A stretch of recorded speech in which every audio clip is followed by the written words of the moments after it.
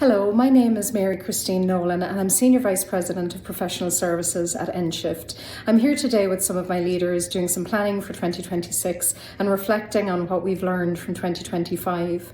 It's only when you work for a company like nShift that you really understand the true complexity behind the convenience of online shopping.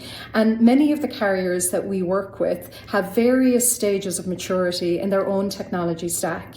Now, some of those carriers are still working with EDI files, and some have already made the transition to API connections, which presents greater uniformity of their data and greater flexibility and scalability.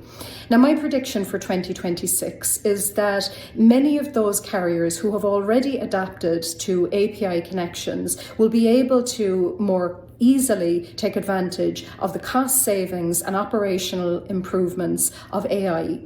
If a carrier has not yet thought about moving to API or does not have that in their roadmap, my prediction is that they will feel even greater pressure to move or get left behind. Now, the reason for that is since COVID, there is increasing pressure on the consumer's experience. It's not just about being able to place an online order and have that delivery arrived at your door. The expectation has changed. We now expect as consumers to be able to see every detail of that order from the moment you check out through the delivery network, predictable steps along the way, telling you exactly when it is going to arrive at your door. And some being so good that they can predict within a window of 1 hour.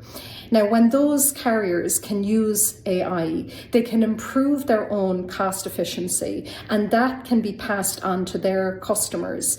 If a carrier is in that position, they are certainly going to be in a much more competitive advantage than those carriers who are still using legacy connections and by extension, their customers.